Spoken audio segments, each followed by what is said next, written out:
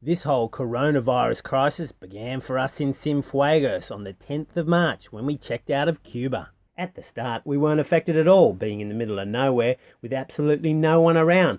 But then a Cuban military vessel told us we had to go right there and then. No question about whether we had food, fuel or water, just go now. So we sailed to the Dominican Republic at an average speed of less than 2 knots for the next 9 days, only to get kicked out the very next day. We then sailed back to Haiti, only to get kicked out 2 hours later. We learned an important lesson: no sailing to the mainland. So we sailed for an isolated island group southeast of Jamaica. On the way we ran out of gas for cooking, but we were in luck when we arrived with plenty of wood on these tiny little islands for a fire. It was completely deserted, so I thought we could stay here until the world became normal again. But fishermen started turning up more and more each day, which made Margarida uneasy, being the only woman around for miles and miles. So we set sail once more, this time to a very remote reef, 272 nautical miles off the Nicaraguan coast. On arriving, we were lucky to find a tiny cay with some wood for a fire. We had finally found a place that seemed too remote for anyone to even bother about, and hence wait out this madness of COVID-19. But the Colombian Coast Guard turned up a day and a half later, and we had to go. Last week's episode had us sailing too well, a first for this blog, and arriving too early at Serrana Bank. There is nothing for it but to heave to wait for some light. But the day is heavily overcast, not the best for entering a foreign reef for the very first time. The trouble is, there are no cruising guides for this place, and our charts have been consistently wrong by up to 1.5 miles, making contact with the reef a very hazardous enterprise. I'm trying to get my slick to be to windward, because apparently if you're in a big storm and you heave to, that slick actually causes these tiny little vortices in it, and when a wave comes, like a big wave that's threatening your boat, apparently it crashes in those little vortices created by your slick.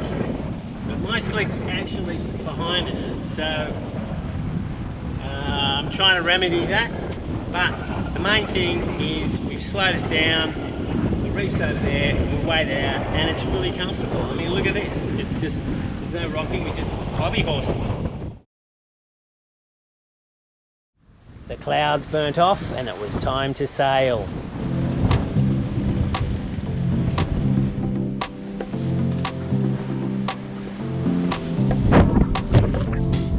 We just had one wave slap on the side, bigger than normal. Whoa, like a geyser. I dived in here, I'm alright, just got a bit wet. Margarida got the brunt of it and she's not feeling too good, she's seasick still. So,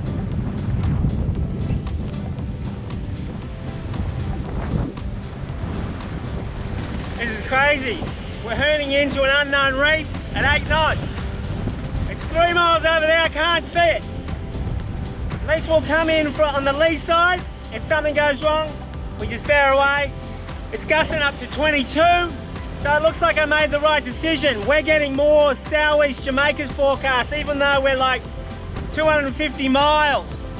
And even though San Andreas is what, only about 100 and something miles, 110 or 120 miles that way, we don't have its forecast. So it's good that we're not on Nuevo Bank, otherwise we would have got 30 knots tonight. It's only just over there, I can't see the reef. This is our 4th hour, we can't get contact with the reef. I don't know, I'm just trying to go in at a shallow angle, so as soon as I can see a depth reading, then I know we're close. But it's very deceiving, it's like a haze and I can't quite see the shallow water. It's really weird. I should point out that the Jamaican fishermen had warned us that there's a military presence on Serrana Bank. In fact, there's a Colombian military presence on all the large banks, except for Barrio Nuevo, where we've come from, because there's no land there at all, except for an old ruined tilted lighthouse base. So I looked at our dodgy charts and I figured the military would be on the southern quay where the lighthouse was, and it was just a bit larger than the northern quay. So we were aiming for the northern quay. Now, I should also note that we've already been asked to leave the waters and we could get into big trouble entering their waters again. We had permission perhaps to go to San Andreas, but no other permission to go anywhere else. So we could get into trouble. Now, you might argue, why would I want to hide out at the North Cay when it's only 10 miles away from the military base? Well, where better place to hide out than so close? I mean, who's going to look that close?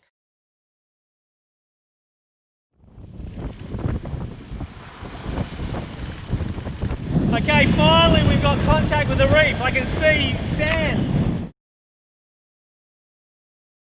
We are in 8 to 10 feet of water with bommies all around to avoid. We have reefs behind us and up front to the left and also to the right of us, but there's the bloody Cay. We arrived at 6:30 a.m. and it's now 2 p.m.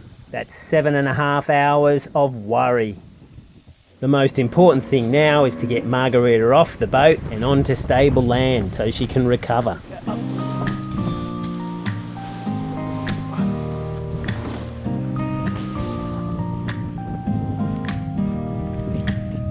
I thought I was good conversation people, but apparently Margarida had the best conversation here since the start of the crisis. And she doesn't even like birds. Barely 2 feet above high tide, this is a booby bird manufacturing island with about 200 nests. See, the birds are good at aiming. I could see him looking at me and he flew and he adjusted his flight path and he got me.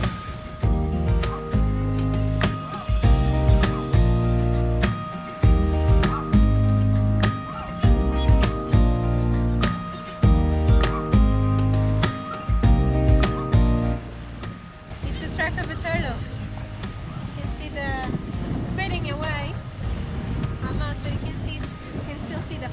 And that's where it's laid the eggs, right there.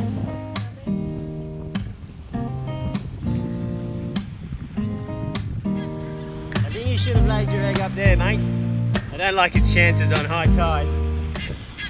Margarida is going to be starving from the trip down. She didn't eat a single thing. Not that we had much, just one crab for the both of us.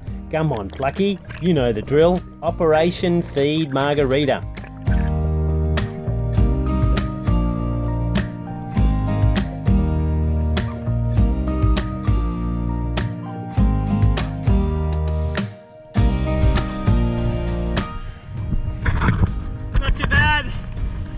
I think the footage is going to come out crap because you're all foggy there.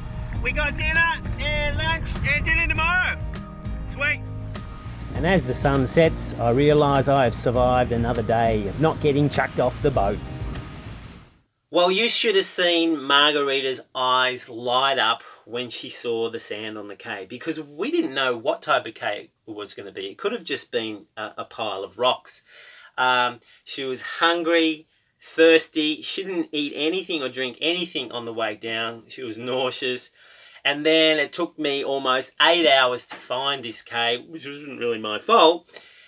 But when we saw the sand, and you can actually see the sand when you get closer, her eyes were like...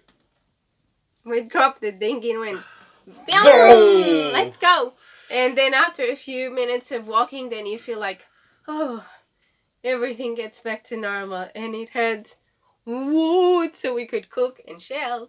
So that is pretty good. It was not a pile of coral reef like in Bajo Nuevo. So it was proper sand. It had really good dimensions so we could walk around. So Margarida could get away from me once in a while. Well, as often as she would like. Look, it was our little bit of paradise, and as Margarida said, there was wood. Now, there was no real trees, but there was lots of driftwood that have washed up in the storms. So we were sorted. Now, as you saw, I checked out the fishing, and look, I didn't do too badly. I think I was a bit lucky. Look, the place was still overfished, but who cares? It'll just have to do.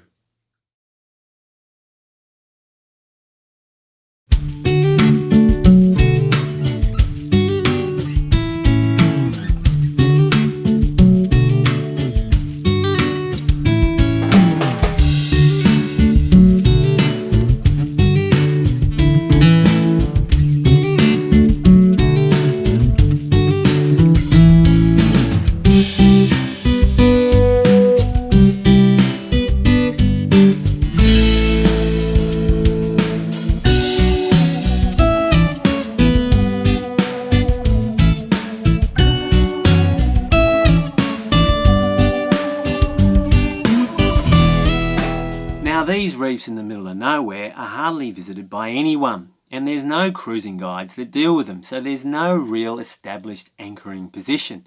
A lot of people would get anxious about coming out here, but I think if no one goes there, you ought to go there. Look, what I do, whether it's right or wrong, you can be the judge, is you get there with plenty of light and plenty of time, and you work it out for yourself. Make sure you got 360-degree swinging room, jump in, check the anchor, check the depth, see if the anchor is not on like 2 inches of sand and then some kind of reef, and you ought to be fine. But you've got to note that in the prevailing winds, if you drag anchor, where you're going to end up. And this is where we are, and in the prevailing nor'easter to east sou'easters, we would get dragged down this sector and we would likely hit these reefs. But I've already noted before I've gone to bed, either by drone or by dinghy or even by boat, that my safe sector is at 280 degrees magnetic to 340 degrees magnetic. So if we do drag in the middle of the night, I've got to head out there. Now, I always use my compass to get out of the situation, and I look at the depth if I can. Now, the reason why I do that is because it's much easier for me. You might be more skillful than me, probably a lot of you are. It's easier for me to steer by compass because the delay in the compass is much less than the chart plotter. A lot of people would say, well, look, you've come in with the chart plotter, why don't you just follow your track out? The trouble is, if it's overcast and you have no reference lights at all and it's dark, to steer to your course on the chart plotter is really difficult. I've tried it a couple of times and I couldn't do it. Much easier to steer by compass. Look, I just urge you, please go in the middle of the night in a safe bay, and when there's completely no nights, no stars at all, no reference points, have your rudder on full lock left or right, and then try and steer a straight course. And what happens, you'll notice that there's a delay too much, and the increments in your direction on your chart plotter are too much for you to actually steer a course, and you'll end up doing this. And if you're doing that in a reef, well, it's a recipe for disaster. So what are you waiting for, people? There's no reason for you not to visit these tiny little gems in the middle of nowhere. Just because no one else goes doesn't mean that's a good reason, surely. I mean, there's something freaky about swimming in a place that's miles and miles from anywhere. And they're as safe as houses. Or are they? Well, look, normally with good trade winds, you know, they're reliably going to come from a certain direction. East nor'east to east sou'east. The trouble is it's the end of May and the season is changing and we are getting lulls. And what that means is we could get squalls from any direction. And just behind us is the Gordo Bank, which is a huge mass of warm, shallow water. And I was specifically warned by the Jamaican fishermen, look, you can visit there only for a quick stay, but do not go in May and stay there, because you're liable to get thrown back on the reef that you're trying to get protection from, because the winds will come from the west. So I've got to keep an eye on the weather. For Providencia, San Andreas, and the Albuquerque Keys, east-northeast at about 15 knots, give or take today, and maybe 15 or 17 tomorrow, and we might even hit 20 tomorrow night into early on Monday morning. That's the end of the strong weather, though. For the end of the day, Monday through Tuesday, Wednesday, and Thursday, we're mostly in the 10 to 14 range out of the east-northeast. So for the next 2 days, we have good winds, and I'm not worried at all. However, it starts to get lighter, so I'll have to be careful. Twice a day, these two sharks would come and visit, so I thought I'd give up my barbecued fish head for a bit of fun.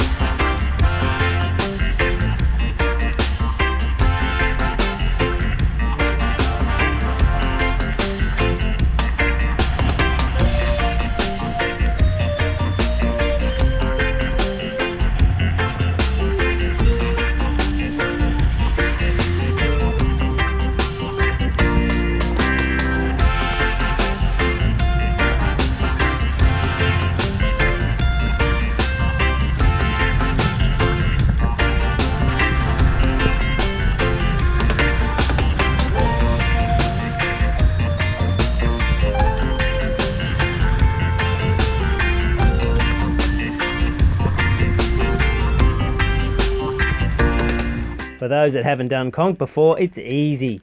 Make a small hole after the 2 big rows of knobs, get a flexible knife and slide it along the shell through the hole as far as you can go a few times to cut away the conch from the shell. Turn the conch over, grab the claw and pull. If it doesn't come away easy, go back to the knife and cut some more. Check out this little hermit crab.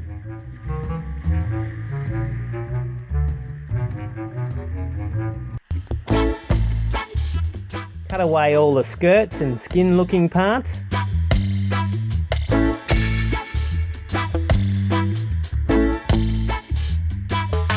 Cut off the claw, cut through to the gut channel and clean this out. If you don't know where this is, you can feel this channel with your fingers. It's pretty obvious. Now this is the most important part. Bash the hell out of it. The Cubans don't bash them at all, but pressure cooker them as very thin slices, but they are still chewy. I still think it's best to bash them.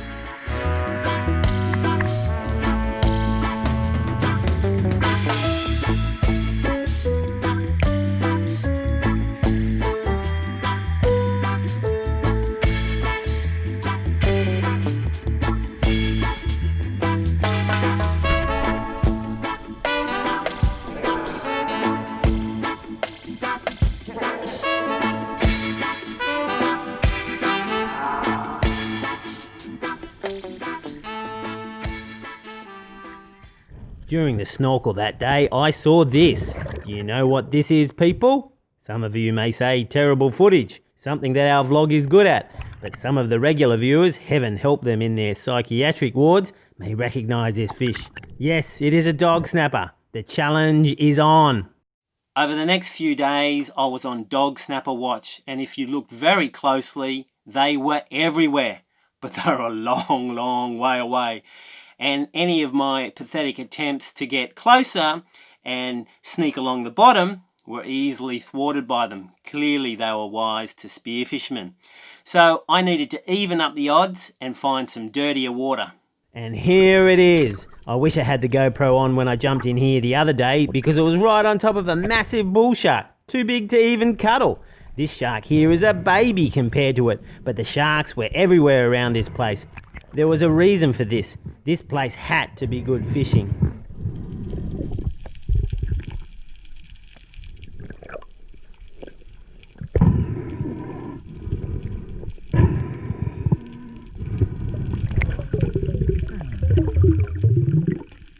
Hey, maybe I should grab my gun. So for 2 days and hundreds of dives, I didn't even get close enough to shoot. But today is another day. Alright, jumping in. Last time I jumped right on top of the big one. Whoa. Happy holidays! No fish it seems, but you need to look very carefully.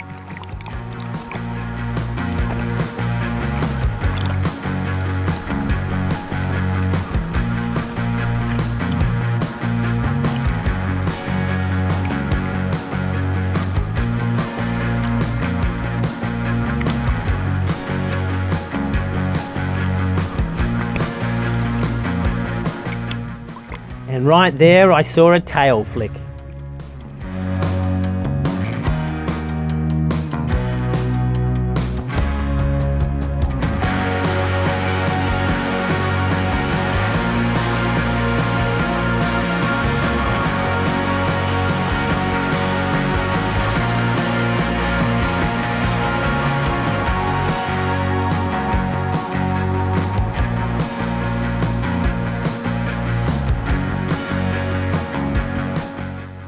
It's all going well until I look up and there's the snapper just looking at me. There goes my surprise. If she comes around for another look, I might be in with a chance.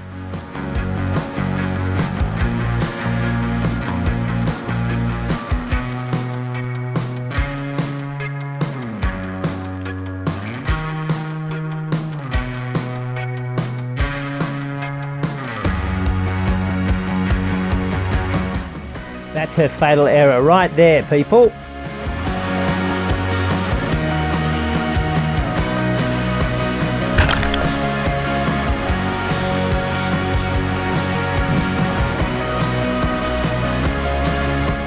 There we go, people. 3 days of effort for 4 days worth of fish. It's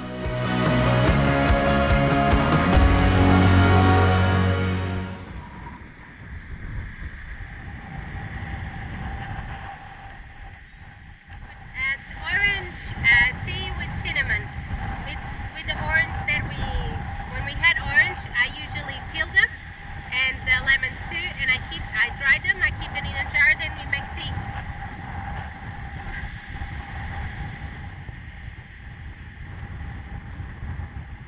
Margarida wanted to take me on a tour from the smallest chicks to the biggest and fluffiest.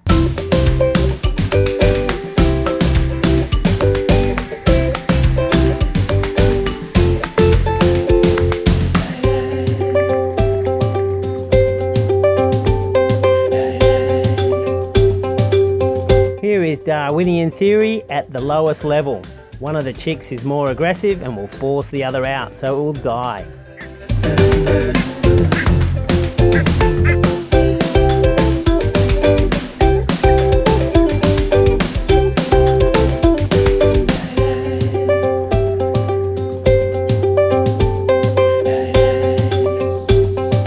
And every late afternoon, we have the dolphins playing around the boat. We have the boobies coming in, having a look where they can land before they go onto their land to feed their chicks. Yeah, it's a pretty good quarantine here.